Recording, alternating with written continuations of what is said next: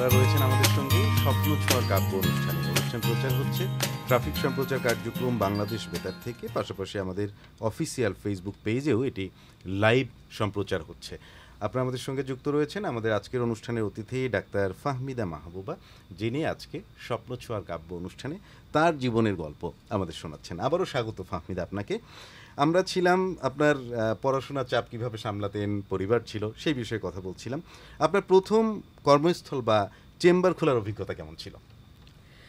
আপনি ডাক্তার হয়ে গেলেন, হ্যাঁ, তখন কেমন ছিল চেম্বার খোলার অভিজ্ঞতা? আমার না বাকি স্ট্রাগল যা হওয়ার ওই পর্যন্তই। হ্যাঁ, তারপর আমার সব কিছু কেমন যেন স্মুথ হয়ে গেল। হ্যাঁ, আমার যখন আমি চাকরি শুরু করলাম, ফার্স্ট আমি একটা আরএমজি সেক্টরে জব শুরু করেছি। একসাথে দেখা যাচ্ছে এই এই এই ফ্যাক্টরিতে 2 ঘন্টা বসি, ওই ফ্যাক্টরিতে 2 ঘন্টা বসি, এরকম 3-4টা জায়গায় অ্যাট এ টাইম জব হয়ে গেছে আমার, এত স্মুথ। হ্যাঁ, তারপর হচ্ছে ওই যে এরিয়াতে আমি জব করতাম, আশেপাশে যে হসপিটালগুলো আছে ওরাই নিজেদের দায়িত্বে আমাকে ডেকে ডেকে নিয়ে যেত যে ম্যাডাম আমাদের এখানে বসেন। তো বসলাম, পেশেন্ট সবসময় ওরাই রেডি করে রাখতো। আমার এই ডাক্তার হয়ে যাওয়ার পরে জার্নিটা খুবই স্মুথ। অনেক ধন্যবাদ আপনাকে। আর সেই জার্নিতে গিয়েই লেখালেখির ব্যাপারটা আসে, তাই না? রোগী কেন্দ্রিক বিভিন্ন একটা মজার ঘটনা আমাদের শ্রোতা বন্ধুরা শুনে ফেলুক আজকে। রোগী কেন্দ্রিক কোনো মজার ঘটনা? হ্যাঁ, আমি একটু বলি। সেটা হচ্ছে আমি ওই দিন ডিউটিতে ছিলাম, একটা পেশেন্ট এসেছে, খুবই সুন্দর একটা মেয়ে পেশেন্ট, খুবই সুন্দর। আমি মেয়ে হয়ে মেয়েটাকে সুন্দর বলতেছি, তবে বুঝেন কি পরিমাণ সুন্দর। সুন্দরগুলো স্মার্ট, অনেক চুলগুলো হাইলাইট করা, কালার টালার করা। তো এক মেয়ের সাথে অ্যাটেন্ডেন্ট এসেছে 3 জন। ওই মেয়ের মা, ওই মেয়ের শাশুড়ি এবং ওই মেয়ের হাজব্যান্ড। মেয়েটা হচ্ছে নিউলি ম্যারিড, 6 মান্থ তাদের বিবাহের বয়স ছিল। তো পেশেন্টটা আসছে তীব্র পেট ব্যথা নিয়ে। তো পেট ব্যথা নিয়ে আসছে, তো আমি জাস্ট আমার মেডিকেলের যে টপিকগুলো নিয়ে আমরা হিস্ট্রি নেই পেশেন্টের, তো হিস্ট্রি নিলাম। নেওয়ার পর আমার কাছে মনে হচ্ছিল মেয়েটা একটোপিক প্রেগনেন্সি কি, যেখানে বাচ্চা বসার কথা সেখানে না বসে যদি হচ্ছে জরায়ুর বাইরে গিয়ে টিউবে গিয়ে বসে, সেই ক্ষেত্রে আমরাকে একটোপিক প্রেগনেন্সি বলি। তো এই মেয়ের হিস্ট্রি হচ্ছে ওর শর্ট, ওর হচ্ছে আমরা হিস্ট্রি নেই, পিরিয়ডের হিস্ট্রি নেই, তার একটু শর্ট, একটু ডিউয়ে ছিল, খুব অল্প সময় 6-7 দিনের ডিউয়ে ছিল এবং প্রচণ্ড পেট ব্যথা নিয়ে এসেছিল। তো আমি জাস্ট আল্ট্রাসোনোগ্রামে কিছুই পাইনি, ইউটেরাস পুরো ফাঁকা। তো পিটি টেস্ট করে, পোস্টআপ টেস্ট করে দেখলাম যে হ্যাঁ পজিটিভ। তাও মাথার মধ্যে টেনশন যে নিশ্চয়ই একটোপিক প্রেগনেন্সি। এটা হিস্ট্রি যারা ডাক্তার আছে তারা জানবে যে হিস্ট্রিটা এইভাবে নিতে হয়। তো যেহেতু এটা একটা গাইনোকোলজিক্যাল ইমার্জেন্সি এবং এটা যে কোনো সময় হয় কি, ধরেন একটা বাচ্চা যখন জরায়ুতে যেভাবে বড় হয়, টিউব ওইভাবে বড় হতে পারে না, একটা সময় পরে টিউবটা ফেটে যায়, তখন হচ্ছে ইন্টারনাল ব্লিডিং হয়ে পেশেন্ট মারা যেতে পারে। সো এত রিস্কি একটা কন্ডিশন। তো যখন দেখলাম যে পেশেন্টের এটা কনফার্ম, তখন আমি অ্যানেস্থেশিয়াকে ফোন দিচ্ছি। আমি তখন হচ্ছে প্রফেসর ম্যাডামকে ফোন দিচ্ছি অপারেশনের জন্য, খুব দ্রুত অপারেশন করতে হবে। তো পেশেন্টের ভাইটালস চেক করতেছি, পালস, বিপি, প্রেশার চেক করতেছি যে পেশেন্ট আবার শকে চলে যায় কিনা, ইন্টারনাল ব্লিডিং হচ্ছে আমি তো দেখতেছি। তো আল্ট্রাসোনোগ্রামে দেখেছি তার ইন্টারনাল ব্লিডিং হচ্ছে, অলরেডি রাপচার হয়ে গেছে। তো এই মুহূর্তে এই ক্রিটিক্যাল কন্ডিশনে ডক্টররা আসতে যতটুকু সময় থাকে, এই ক্রিটিক্যাল কন্ডিশনে পেশেন্ট আমাকে ডাকছে, ম্যাডাম একটু শুনেন। তো আমি গিয়েছি ওনার কাছে। তো পেশেন্ট আমাকে জিজ্ঞেস করতেছি কি জানেন, ম্যাডাম আপনার আইলাইনারটা কোন ব্র্যান্ডের? আচ্ছা, বেশ মজার ছিল, অনেক ধন্যবাদ আপনাকে। আমরা কয়েকটি কমেন্ট পড়ে আসি। হ্যাঁ, আমাদের সঙ্গে ঢাকা বিশ্ববিদ্যালয় থেকে রয়েছে এই মুহূর্তে কৃষ্ণ উল্লাস, বলেছে ভালোবাসা। অনেক ধন্যবাদ। আসাদুজ্জামান রয়েছেন ময়মনসিংহ থেকে, বলেছে আমাদের সঙ্গে রয়েছেন। মনন রহমান রয়েছেন, ফাহমিদা ম্যামকে অনেক ভালোবাসা। অনেক অনেক ধন্যবাদ। আমাদের সঙ্গে রয়েছেন সরণী, শুভ সন্ধ্যা, আপুয়ের গল্প শুনতে অনেক ভালো লাগছে, স্ট্রাগেলের পর লাইফে সাকসেস আসে, শুনতে অনেক ভালো লাগছে। আসলে অনেক ভালো লাগে, স্ট্রাগল না থাকলে আসলে সাকসেসের মজাটাই পাওয়া যায় না।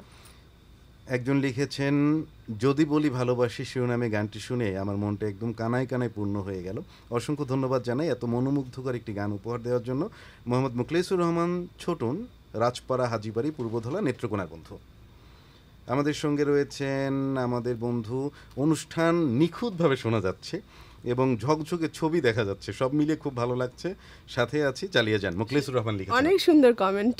অনেক ধন্যবাদ বন্ধু মুখলেসুর রহমান, আপনি সহ আপনাদের সবাইকে যারা আমাদের সঙ্গে এই মুহূর্তে যুক্ত রয়েছেন। আমরা একটু উদ্যোক্তা হবার গল্প শুনতে চাই। ফাহমিদা, আপনি কিভাবে উদ্যোক্তা হলেন সংক্ষেপে? আচ্ছা, আমি খুব ভীষণ চা প্রেমী মানুষ, যারা আমাকে চা প্রেমী, হ্যাঁ, তাও দুধ চা প্রেমী, শুধু চা বলে হবে না। তো আমি খুব চা খেতে পছন্দ করি, যারা আমার ফলোয়ার্স ফ্রেন্ড যারা আছেন সবাই জানে। তো আমার খুব ইচ্ছা ছিল আমি একটা চা খাওয়ার জন্য একটা ছোট্ট টঙের দোকান দিব। আচ্ছা। হোয়াট এভার, আমি ডাক্তার হই যা হই অসুবিধা নেই, বাট আমার একটা প্যাশন ছিল আমি একটা টঙের দোকান দিব। তো যখন শুরু করবো কাজটা, রেস্টুরেন্টের কাজটা যখন শুরু হইব, তখন মনে হইব না টংটা আসলে যাচ্ছে না, আরেকটু বড় করি। আচ্ছা। তো করতে করতে তারপর হচ্ছে রেস্টুরেন্টটা দাঁড়িয়ে গেল ঢাকাতেই রেস্টুরেন্ট, দিয়াবাড়ি, উত্তরা দিয়াবাড়িতে। আচ্ছা, অনেক ধন্যবাদ। এটি তো শখের বশেই, তাই না? হ্যাঁ, একটি টং দোকানের শখ, সেখান থেকে রেস্টুরেন্ট হয়ে গেল। আচ্ছা, এই ব্যবসা শুরু করতে গিয়ে কোনো দ্বিধা এসেছিল কি, বা যে করব কি করব না, এরকম কোনো ব্যাপার ছিল? দ্বিধা, ওই যে আমি শুরুতেই বলেছি, আমি যখন একটা গোল সেট করি যে আমি ওই গোলে পৌঁছাবো, হ্যাঁ, হয়তো একটু ট্র্যাকের বাইরে চলে যাই, বাট পরে আবার ট্র্যাকে ফিরে আসি। সো আমার যেটা হয়েছে যে দ্বিধাদ্বন্দ্ব, মানে কি ফিনান্সিয়াল একটা ব্যাপার থাকে, যেহেতু বিজনেস মানেই একটা রিস্ক নিয়েই শুরু করতে হবে। তো কিছুটা দ্বিধাদ্বন্দ্ব ছিল, বাট সেটা ওভারকাম করে আমি শুরু করে দিয়েছি। আলহামদুলিল্লাহ 4 বছর চলতেছে, ভালো চলতেছে। আচ্ছা, এই পর্যায়ে এসে তখন আর অন্যান্য কোনো কটু কথা বা এ জাতীয় বিষয় আসে না, তখন নিজের উপরই সিদ্ধান্তের ব্যাপারটি ছিল। আচ্ছা, এই যে একসাথে চিকিৎসা পাশাপাশি ব্যবসা পরিচালনা করা, মানসিক চাপ থাকে, অনেক সময় সামাজিক চাপও থাকে অনেকের ক্ষেত্রে, সেরকম কোনো ব্যাপার ছিল? ওরকম ব্যাপার আসলে কি, আমি ইগনোর করে যাই অনেক কিছু, অযথাই মানে ব্রেনকে খুব বেশি চাপ দিতে চাই না। নেগেটিভিটি থেকে আমি দূরে থাকতে চাই। আমি অলওয়েজ উইথ পজিটিভিটি। হ্যাঁ, যখন কেউ নেগেটিভ, আমি যখন বুঝি যে এই মানুষটা বা এই ইনসিডেন্টটা আমার কাছে নেগেটিভ ভাইব দিচ্ছে, আমি সেটাকে ইগনোর করে যাই, সিম্পলি ইগনোর করে যাই। হ্যাঁ, অনেকেই হয়তো অনেক কথা বলতে পারে, যেটা সত্য না বা যেটা সত্য বলতে থাকুক, আমি আমার মতো আমার কাজ করতে থাকি।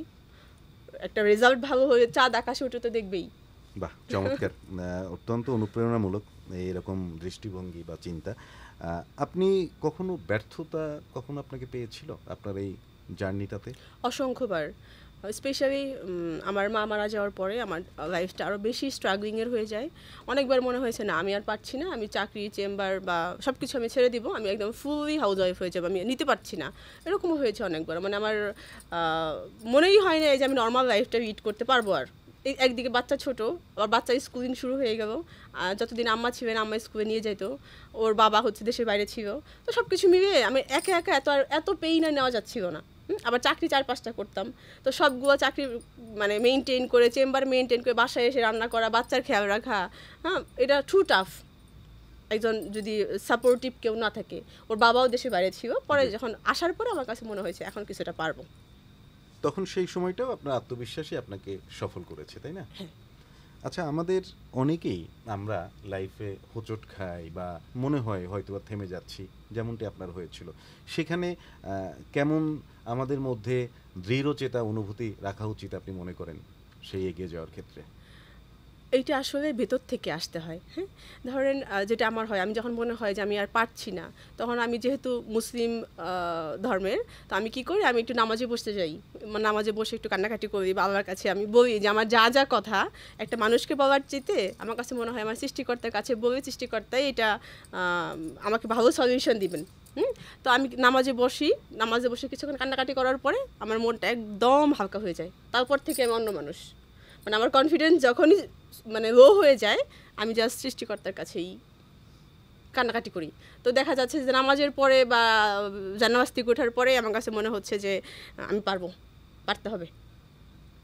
অনেক ধন্যবাদ। নিশ্চয়ই সৃষ্টিকর্তা আমাদের সহায় হন, আমাদের যদি সেই সততা নিয়ে, পরিশ্রম নিয়ে আমরা এগিয়ে যাই এবং তাকে আমরা স্মরণ করি, তাই না? আমাদের সঙ্গে আরও বেশ কিছু কমেন্ট চলে এসছে, আমরা কি কমেন্টে যাব? জি। আমাদের সঙ্গে রয়েছেন এই মুহূর্তে আমাদের বন্ধু মনন রহমান, তিনি আবারও লিখেছেন সাথে আছি। মারিয়া ভুঁইয়া রয়েছেন, আমরাও আছি। মনন রহমান, উনি তো দেখছি সর্বগুণে পরিপূর্ণ, অভিনন্দন। মনন লিখেছেন আপনাকে, অনেক ধন্যবাদ মনন। আমাদের সঙ্গে রয়েছেন আমাদের বন্ধু উল্লাস, আবারও তিনি লিখেছেন, বলেছেন যে অনুষ্ঠান শুনছি, দেখছি, খুব ভালো লাগছে। আমাদের সঙ্গে আকিব রয়েছেন, আকিব লিখেছেন ঢাকা ইউনিভার্সিটিতে তিনি ছাত্র, বলেছেন যে ভাইয়া শুনছি অনুষ্ঠান, খুবই ভালো লাগছে। এই যে অসংখ্য মানুষের ভালোবাসা কিভাবে আপনাকে প্রীত করে বিষয়টি?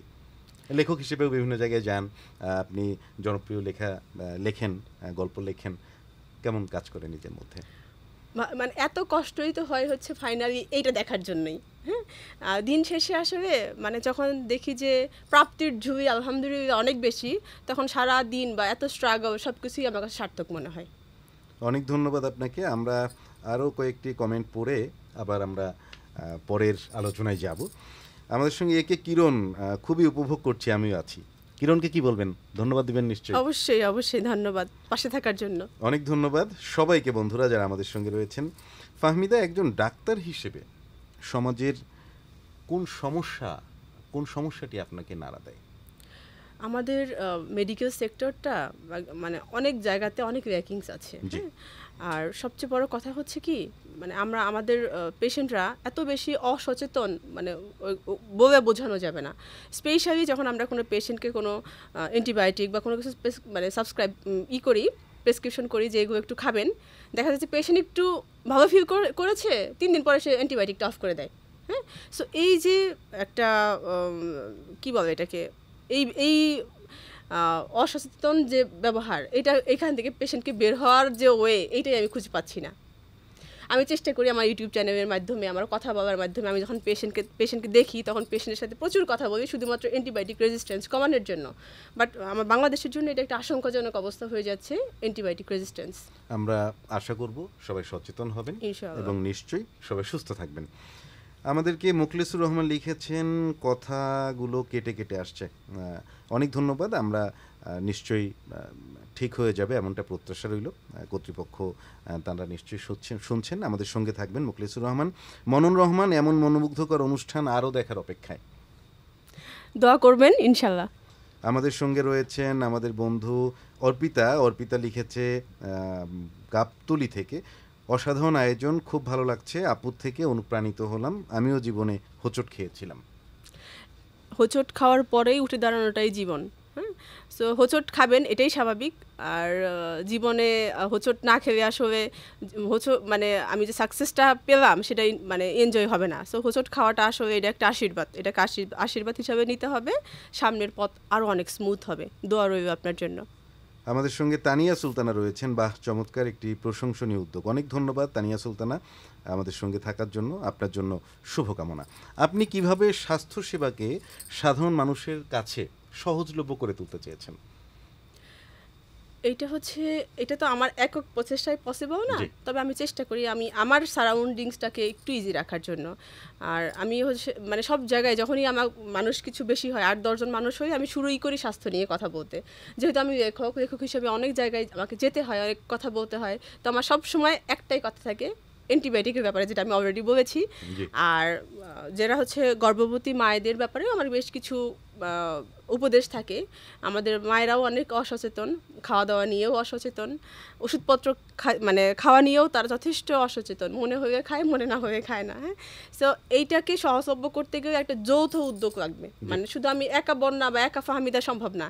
সবাই যদি একজোট হয়ে এবং আমাদের স্বাস্থ্য সেক্টরের প্রত্যেকটা জায়গায় যদি কিছু কিছু চেঞ্জ আনা যায়, এটা অলরেডি সহজলভ্য, বাট গোছানো হবে, যে মানে যে জিনিসগুলো আসলে মিস হয়ে যাচ্ছে এগুলো ঠিক হয়ে যাবে।